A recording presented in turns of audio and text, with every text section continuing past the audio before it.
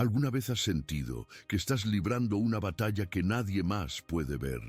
Piensa en esa carga que llevas sobre tus hombros cuando sonríes para el mundo, ese nudo en la garganta que disimulas con una palabra amable, esa oración que susurras en la soledad de tu cuarto pidiendo una señal, una respuesta, un poco de alivio. Si sientes eso en tu corazón, no estás aquí por casualidad. Tu vida te trajo a este preciso instante porque hay un mensaje que el cielo necesitaba entregarte. Una verdad poderosa que tiene la capacidad de transformar tu debilidad en tu mayor fortaleza. No vamos a hablar de soluciones mágicas, sino de la fuerza real, inquebrantable, que ya vive dentro de ti, esperando ser despertada. Así que te pido algo, pero no como un favor, sino como una declaración de fe. Si tú crees que no estás solo en tu lucha y que una fuerza divina guía tus pasos, demuestra que eres parte de esta familia de luz ahora mismo. Deja tu amén en los comentarios para que tu fe resuene con la de miles. Presiona el botón de me gusta para que este mensaje de esperanza rompa las barreras de la oscuridad y llegue a quien más lo necesita. Y suscríbete para que juntos, día a día, fortalezcamos esta cadena de bendición y propósito. Y lo más importante, quédate conmigo hasta el final, porque la palabra que estás a punto de escuchar no es para todos, es para ti. En el crepúsculo de una era, entre los años 66 y 67 después de la ascensión de Cristo, un murmullo silencioso, casi imperceptible, comenzó a serpentear por las callejuelas de Jerusalén. No era el clamor de los celotes llamando a la revuelta, ni el eco de los martillos de los mercaderes. Era un éxodo sigiloso, una marea humana que se retiraba en la oscuridad. Familias enteras, portando apenas lo indispensable, sus rostros una mezcla de miedo y una extraña y profunda determinación, empezaron a abandonar la ciudad sagrada. Se movían como fantasmas a través de las puertas, sus pies levantando un polvo que parecía llevarse consigo siglos de historia. El historiador Eusebio de Cesarea, con la meticulosidad de un cronista que sabe que registra el fin de un mundo, documentó esta huida en su monumental Historia Eclesiástica. No fue un goteo, sino un vaciamiento. Prácticamente toda la comunidad de los seguidores del Nazareno, la iglesia infante de Jerusalén, se desvaneció de la ciudad. Su destino, Pella, una pequeña urbe enclavada en las montañas de la Decápolis, en la actual Jordania. Un refugio improbable, un exilio voluntario. Para comprender la magnitud de este acto, debemos sumergirnos en la Jerusalén de aquellos días. No era una ciudad en decadencia. Era el corazón palpitante del mundo judío, una joya de orgullo y prosperidad. El templo de Herodes, una obra titánica cuya reconstrucción había durado 46 años, se erguía como un desafío al cielo. Sus muros de mármol blanco, pulidos hasta brillar como la nieve, y sus ornamentos de oro macizo, atrapaban los primeros rayos del alba y los últimos del ocaso, creando un espectáculo de luz divina visible a kilómetros de distancia. Era, para el mundo antiguo, una de las maravillas indiscutibles. Peregrinos de todo el orbe conocido abarrotaban sus calles, una corriente incesante de fe y comercio que alimentaba una economía robusta y una soberbia aún mayor. Pero los cristianos, esa minoría extraña que hablaba de un Mesías crucificado y resucitado, parecían escuchar una voz que nadie más oía. ¿Qué sabían ellos? ¿Qué secretos se susurraban en sus reuniones clandestinas a la luz de las lámparas de aceite? Ellos habían escuchado las palabras de su maestro, pronunciadas décadas atrás en el Monte de los Olivos, palabras que resonaban ahora con una urgencia aterradora. Cuando vean a Jerusalén sitiada por ejércitos, sepan que su destrucción está cerca. Entonces, los que estén en Judea, huyan a los montes. Para los líderes judíos, para los sacerdotes del templo, Los primeros estallidos de la revuelta contra Roma eran un grito de liberación, el comienzo de una guerra santa que Dios mismo habría de bendecir. Afilaban sus espadas, reforzaban las murallas y en sus corazones ardía la convicción inquebrantable de que el Altísimo no permitiría que su casa, su ciudad, fuera profanada por el águila romana. Su fe era un fuego que los consumía, cegándolos a la fría y aplastante realidad del poder imperial. Los cristianos, en cambio, interpretaron esa misma revuelta no como un amanecer, sino como el crepúsculo final. Era la señal, el aviso, la última puerta de escape antes de que el juicio se desatara. La decisión de partir debió ser un desgarro en el alma, dejar atrás sus hogares, sus negocios, la tierra de sus ancestros, el templo donde el mismo Jesús había enseñado. Era un acto de fe tan radical como el de Abraham abandonando Ur de los Caldeos. Era confiar en una profecía por encima de la lógica del mundo. Eusebio lo narra con una solemnidad que hiela la sangre. Esa fuga, ese acto de obediencia a una palabra, olvidada por muchos, salvó la vida de toda la comunidad cristiana de Jerusalén. Cuando las legiones de Tito, la maquinaria de guerra más perfecta jamás creada por el hombre, cerraron su anillo de acero alrededor de la ciudad en el año 70, no encontraron a un solo seguidor de Cristo dentro de sus murallas. Esta verdad adquiere un peso insoportable cuando se la contrasta con los números del holocausto que estaba por venir. Flavio Josefo, el historiador que vivió y respiró el horror de aquel asedio, estimó que 1.100.000 almas perecieron entre los muros de Jerusalén. El fuego, la espada y, sobre todo, el hambre se cobraron un tributo que aún hoy estremece a la historia. La decisión de los cristianos no fue una simple maniobra política. Fue la demostración de que, a veces, la verdadera sabiduría no reside en la fuerza de las murallas, sino en la capacidad de escuchar la voz de Dios en medio del estruendo del mundo.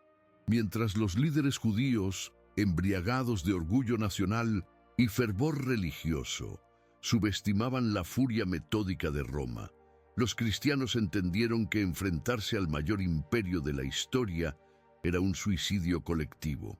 Josefo, quien conoció la guerra desde dentro, primero como comandante judío y luego como testigo privilegiado del lado romano, escribió sobre esa confianza casi demencial de los rebeldes.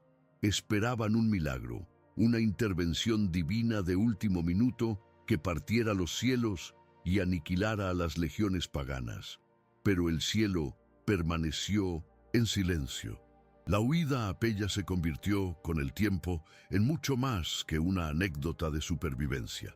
Fue el corte simbólico y definitivo del cordón umbilical que unía al cristianismo con su matriz judía. Fue el momento en que los hijos de la nueva alianza se distanciaron físicamente de un templo cuyo velo ya se había rasgado, estableciéndose como un pueblo en camino, un movimiento religioso cuya patria ya no era de este mundo. Un evento silencioso ocurrido en la oscuridad de la noche que redefinió para siempre la historia de dos religiones y el destino de la civilización occidental. Tenía apenas 30 años y sobre sus hombros jóvenes reposaba el peso de una misión que habría hecho palidecer a los generales más curtidos de Roma. Su padre, el recién coronado emperador Vespasiano, un hombre forjado en la brutalidad de las fronteras, le había entregado el desafío final, la tarea que sellaría el poder de su dinastía: tomar lo intomable, destruir una ciudad que se ufanaba de no haber caído jamás ante un ejército extranjero.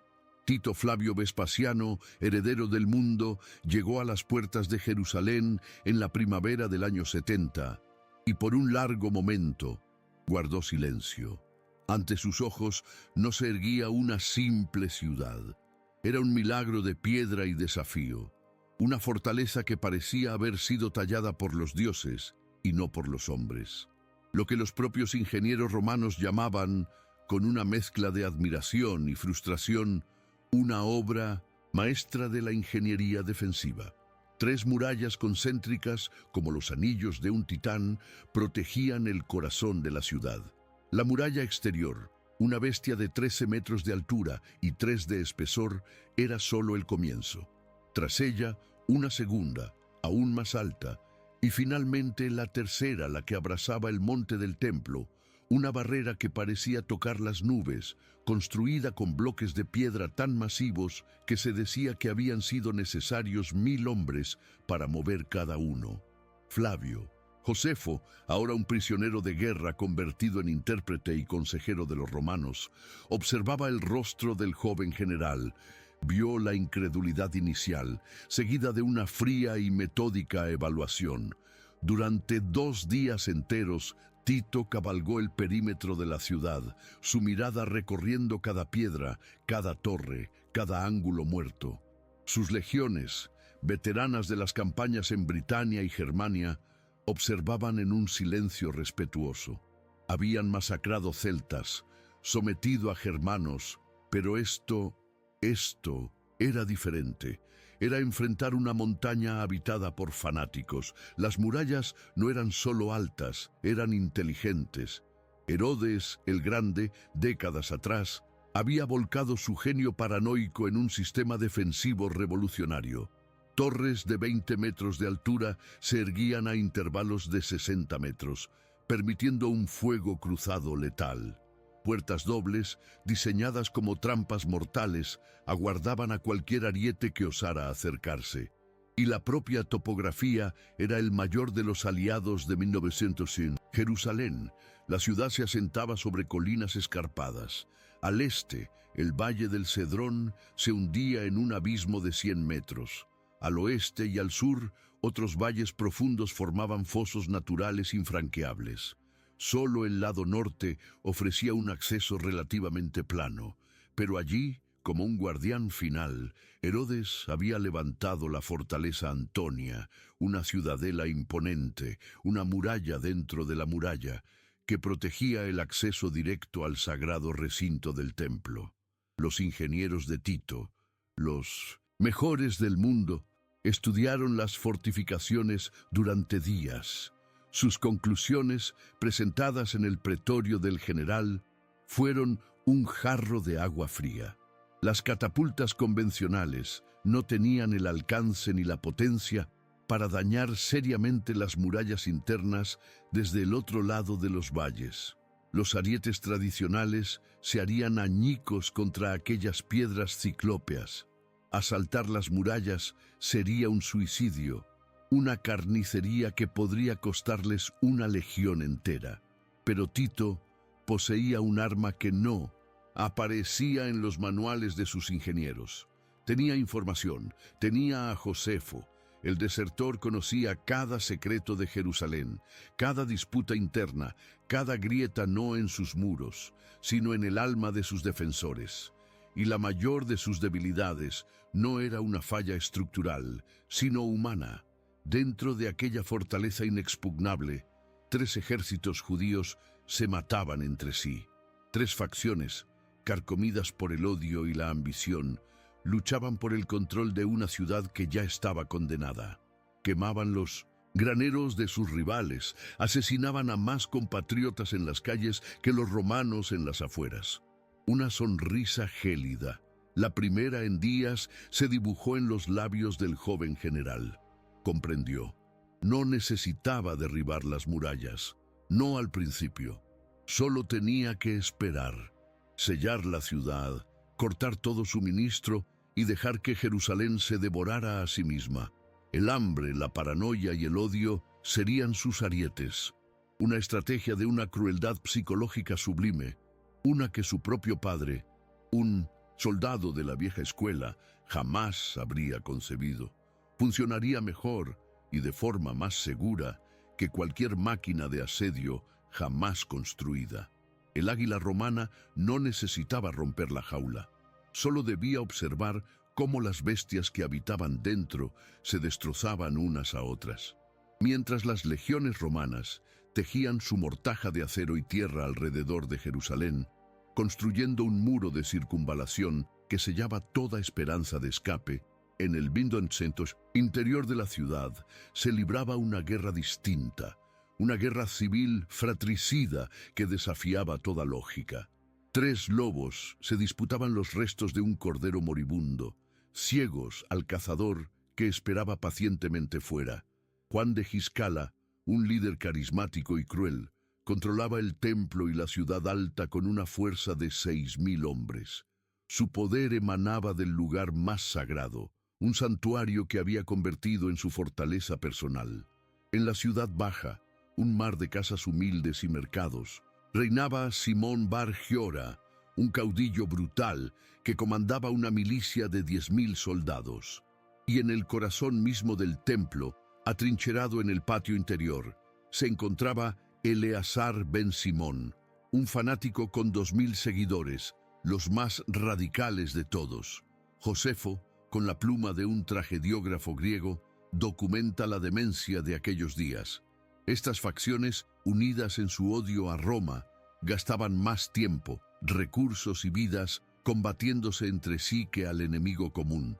Durante la Pascua del año 70, con la ciudad rebosante de peregrinos atrapados por el cerco, Eleazar, en un supuesto gesto de piedad, abrió las puertas del templo interior a los hombres de Juan para que pudieran realizar los sacrificios. Fue una trampa. Juan de Giscala, ocultando armas bajo sus túnicas de peregrino, desató una matanza en el mismo suelo sagrado, masacrando a los seguidores de Eleazar entre los altares. El humo de la batalla se mezclaba con el del incienso en una blasfemia grotesca. Esta división suicida no era un capricho. Tenía raíces profundas en las motivaciones que habían encendido la gran revuelta en el año 66. Algunos luchaban por un fervor religioso apocalíptico, convencidos de que estaban acelerando la venida del Mesías. Otros, por un nacionalismo político que soñaba con restaurar el reino de David. Y no pocos, por simple oportunismo, viendo en el caos una oportunidad para el saqueo y el poder. Cuando la presión de Roma se hizo insoportable, estas fisuras se convirtieron en abismos insalvables. Sobre el papel, la defensa de Jerusalén era formidable. Josefo calcula que los rebeldes contaban con casi 25.000 soldados bien armados, hombres que conocían cada palmo de la ciudad, tenían la ventaja de la altura, murallas casi inexpugnables y al principio vastos depósitos de alimentos y agua. En teoría podrían haber resistido durante años, desangrando a las legiones en un asedio interminable. En la práctica se dedicaron a una orgía de autodestrucción, y el acto más trágico, el más demencial, fue la quema sistemática de los graneros. Cada facción, en un acto de locura estratégica, incendiaba los depósitos de alimentos controlados por sus rivales, creyendo que al llevar a la ciudad al borde de la inanición, forzarían a la población y a los otros líderes a unirse bajo su único mando. Fue un error de cálculo catastrófico. En cuestión de semanas, las provisiones que podían haber alimentado a más de 500.000 de personas durante años se convirtieron en columnas de humo negro que ascendían al cielo como una acusación. Tito, desde su campamento, observaba el humo y esperaba. En varias ocasiones, como documenta Josefo, envió ofertas de rendición, términos sorprendentemente generosos que permitían la salida segura de la población civil. Solo pedía la entrega de los líderes rebeldes, pero cada oferta era rechazada con insultos y desprecio. Juan, Simón y Eleazar, cada uno soñando con ser el único salvador de Israel, preferían ver a su pueblo morir de hambre antes que ceder una pulgada de su poder. La guerra civil dentro de Jerusalén se convirtió en el ejemplo más terrible de cómo las divisiones internas, el orgullo y la ambición personal son un enemigo más letal que cualquier ejército extranjero. Roma apenas tuvo que empujar las puertas. La ciudad ya se había podrido por dentro. El hambre no llegó como un ladrón en la noche. Fue una sombra que se alargó lentamente, un miasma que primero se instaló en los barrios pobres y luego, inexorablemente, reptó por las escalinatas de mármol de las villas de los ricos. Flavio Josefo, testigo ocular del horror, deja en sus crónicas un retrato del infierno que congela el alma. Sus descripciones son insoportablemente detalladas porque no narra de oídas. Él vio los ojos hundidos, escuchó los gemidos, olió el hedor de la descomposición de una sociedad entera. Todo comenzó con la locura de los líderes rebeldes quemando los graneros. El humo de aquel grano, que pudo haber sido la salvación, fue el presagio de la hambruna. De la noche a la mañana, el precio de los alimentos se disparó a niveles absurdos. Una medida de trigo, que antes costaba unas pocas dracmas, pasó a valer fortunas. Luego, simplemente, desapareció. Las familias adineradas que antes se adornaban con sedas de Oriente comenzaron a intercambiar en secreto joyas y lingotes de oro por un puñado de cebada mohosa. Los pobres, que nunca tuvieron nada, fueron los primeros en caer. Pronto, la definición de comida se desintegró. La gente arrancaba el cuero de sus sandalias y escudos, lo ablandaba en agua y lo roía. Masticaban hierbas amargas, raíces desenterradas de los pocos jardines que quedaban, e incluso, como documenta Josefo con repulsión, recogían y tamizaban el excremento de los bueyes en busca de fibras sin digerir. El orden social se invirtió. Los soldados de las facciones, en lugar de defender las murallas, se convirtieron en bandas de saqueadores que irrumpían en las casas, torturando a sus habitantes no en busca de oro, sino de una miga de pan escondida. El olor a comida cocinándose era una sentencia de muerte, pues atraía a estas hienas humanas de inmediato. Los lazos más sagrados, los que definen a la humanidad, se rompieron. Hijos arrebataban la comida de las manos de sus padres ancianos. Madres, con la mirada perdida, les negaban el último bocado a sus bebés llorosos. La jerarquía sagrada de la familia judía, el pilar de su civilización, se hizo a polvo. El amor se convirtió en un lujo que nadie podía permitirse, y en medio de este apocalipsis de la inanición ocurrió un hecho tan atroz que su eco resonó en ambos campamentos, el judío y el romano, un acto que se convirtió en el símbolo último de la caída de Jerusalén. Josefo le dedica un pasaje entero asegurándose de que la historia jamás lo olvide. Su protagonista fue una mujer llamada María, hija de Eleazar, de la aldea de Betesuba, al otro lado del Jordán. Provenía de una familia aristocrática y acaudalada. Había huido a Jerusalén buscando refugio, pero los saqueadores de las facciones le habían robado todas sus posesiones. Sola, con su hijo lactante, se encontró atrapada en el epicentro del hambre. Día tras día vio a su pequeño consumirse. Sus llantos se volvieron cada vez más débiles. La locura, nacida del estómago vacío y el corazón roto, comenzó a susurrarle al oído. Josefo describe su monólogo interno, un debate con la desesperación. Finalmente, tomó una decisión que la arrancaba de la especie humana, que violaba toda ley divina y natural. Miró a su hijo, y según las palabras del historiador, le dijo: «Tú, pobre niño, ¿para quién he de guardarte en esta guerra, en esta hambruna y en esta sedición? Si caes en manos de los romanos, serás un esclavo. Si caes en manos de estos rebeldes, el hambre te consumirá, pero la muerte por hambre es peor que ambas. Sé, pues, mi alimento». Mató a su propio hijo, lo asó y se comió la mitad, guardando el resto. El olor de la carne asada atrajo a los soldados. Irrumpieron en su casa, amenazándola de muerte si no les entregaba la comida que ocultaba. Con una calma aterradora, María les presentó los restos de su hijo. «Coman», les dijo, «pues yo también he comido». Los hombres, veteranos endurecidos por 1000 batallas y acostumbrados a la brutalidad, retrocedieron horrorizados. Salieron de la casa temblando y por primera vez dejaron comida atrás.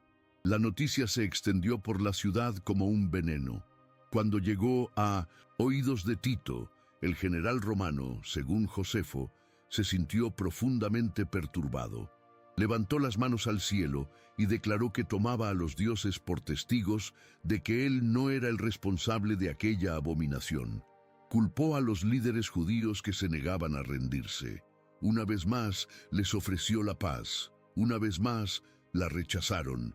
Para Josefo, este acto de canibalismo maternal no fue solo una anécdota macabra, fue la señal inequívoca de que Dios había abandonado a Jerusalén. La ciudad no estaba siendo conquistada por las legiones romanas. Se estaba suicidando, devorando su propio futuro en el acto más impío imaginable. La verdadera muralla, la moral, había caído. Lo demás era solo cuestión de tiempo. El 9 del mes de Ab, según el calendario hebreo del año 70, una fecha marcada a fuego en la memoria de un pueblo. Tito, el general pragmático, había dado órdenes explícitas. El templo de Jerusalén debía ser preservado, no por piedad, sino por estrategia. Quería capturarlo intacto, un trofeo monumental para exhibir en Roma, un símbolo eterno de la supremacía del imperio y de la gloria de su propia familia, la dinastía Flavia. Pero en el caos de la batalla final, en el torbellino de odio y desesperación, el destino, o quizás una voluntad superior, tenía otros planes. La lucha por el recinto sagrado comenzó en la oscuridad, antes del amanecer. Las legiones, tras semanas de combates sangrientos, habían finalmente roto las defensas de la fortaleza Antonia y ahora se derramaban por los patios exteriores del templo.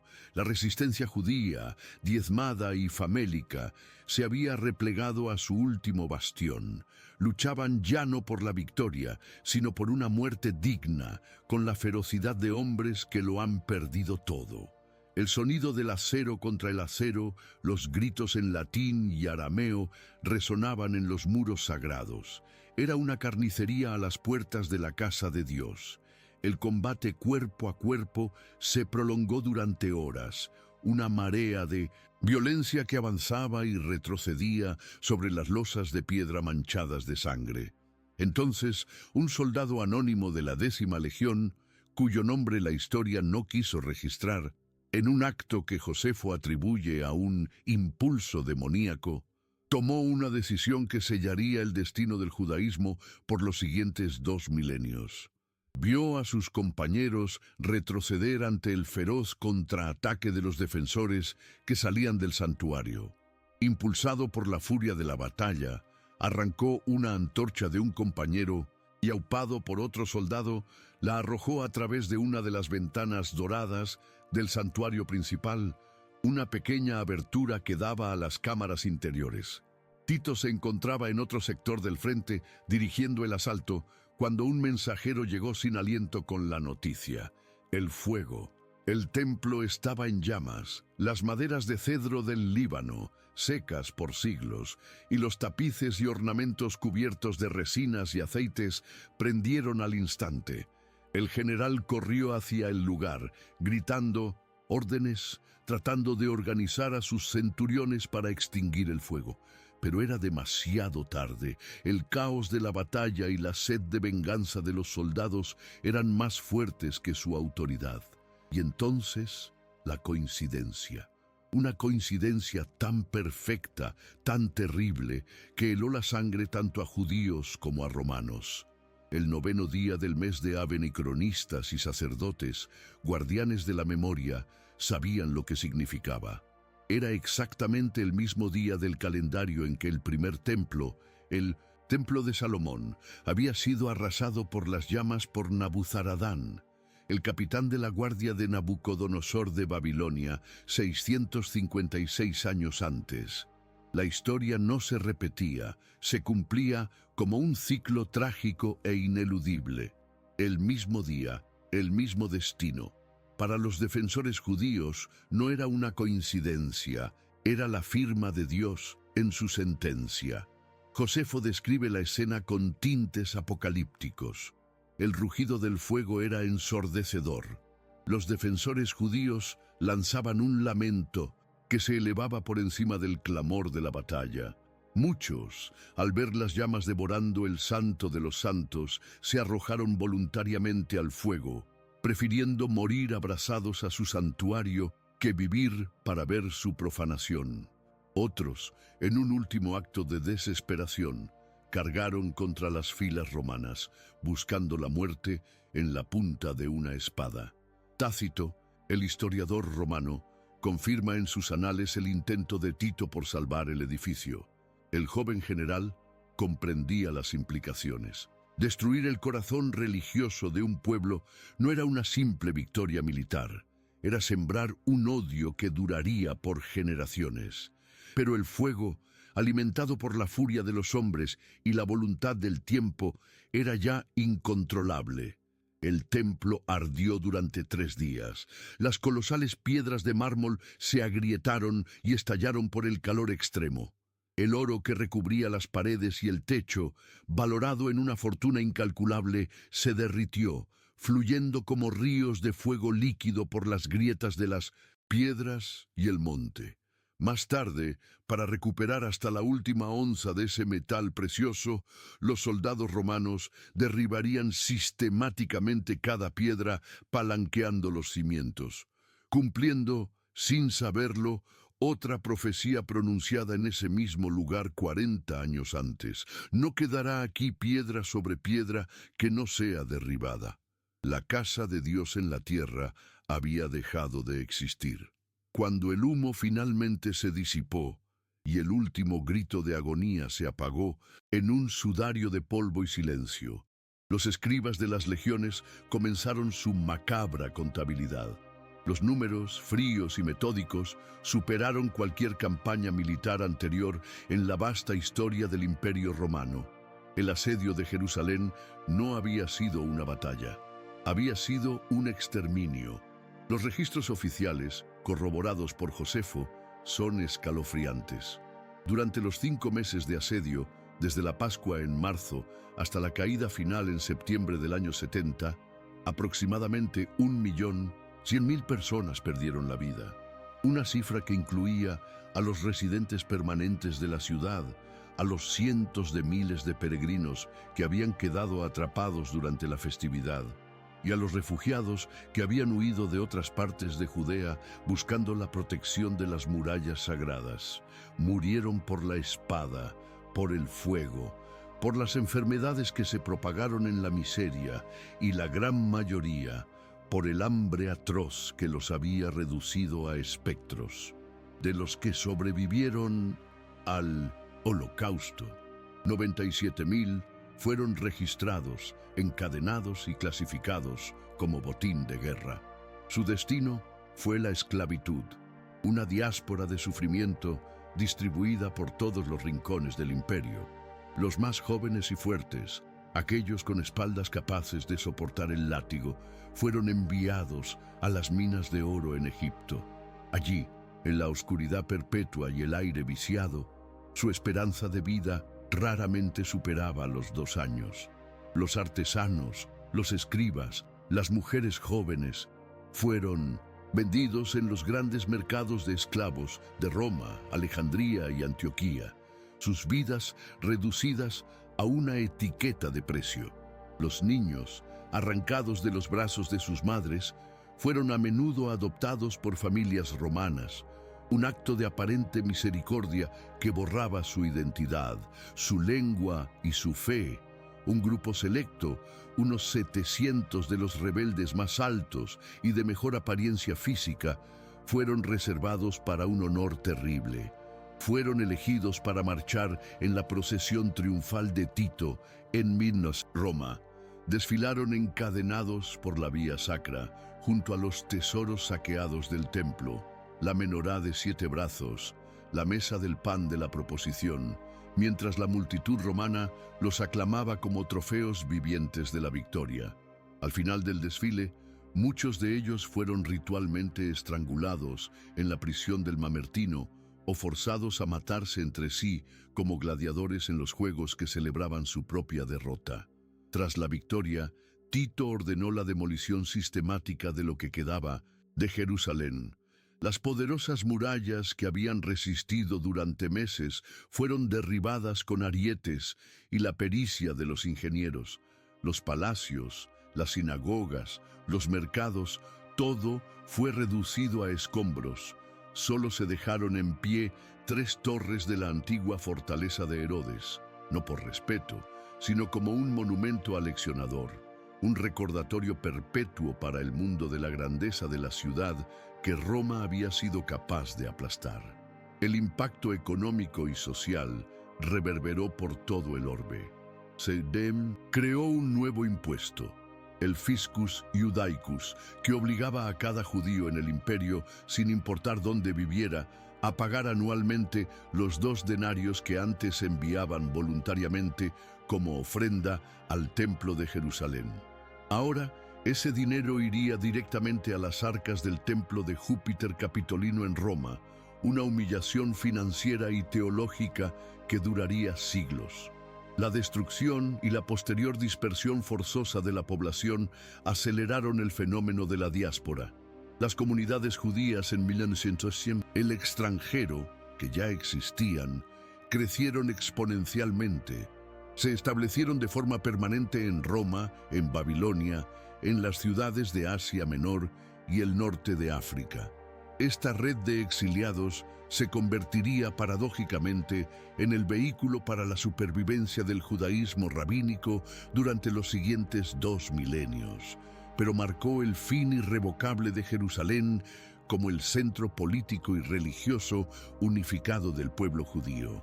La ciudad de David, el lugar donde Dios había puesto su nombre, se había convertido en un campo de ruinas, un testimonio silencioso y terrible de una profecía cumplida. La era del templo había terminado. Una nueva era, una de exilio y de espera, acababa de comenzar. Y así, las cenizas de Jerusalén se asentaron, y el eco de sus gritos se perdió en el viento de la historia. Pero una historia como esta, amigo, amiga, nunca muere del todo. Se convierte en una semilla. Nos enseña que las murallas más altas no son las de piedra, sino las que a veces construimos alrededor de nuestro propio corazón con orgullo y división. Nos recuerda que, en medio del ruido del mundo, hay una voz suave, una advertencia que nos invita a elegir un camino diferente, un camino de fe y humildad. El hecho de que te hayas quedado hasta el final de este relato dice mucho de ti. Demuestra que no solo buscas información, sino que buscas sabiduría, que entiendes que el pasado es un espejo donde podemos aprender a navegar nuestro presente. Eres parte de una comunidad especial, una que anhela entender las verdades más profundas del alma. Si este viaje a través del tiempo te ha conmovido o te ha dejado una lección valiosa, tu me gusta es la señal que nos dice que vamos por el camino correcto. Más importante aún, cuéntame en los comentarios, ¿qué sentimiento te deja esta historia? ¿Qué reflexión te llevas contigo hoy? Leer tus pensamientos es lo que da verdadero sentido a este trabajo. Y por supuesto, si quieres que sigamos explorando juntos estos grandes misterios de la fe y la condición humana, suscríbete y únete a nosotros. Aún quedan muchas historias por contar. Gracias por tu tiempo. Gracias por tu atención. Recuerda que, aunque la noche parezca oscura, cada historia de destrucción lleva consigo la promesa de una nueva construcción. Que la paz te acompañe. Hasta nuestro próximo encuentro.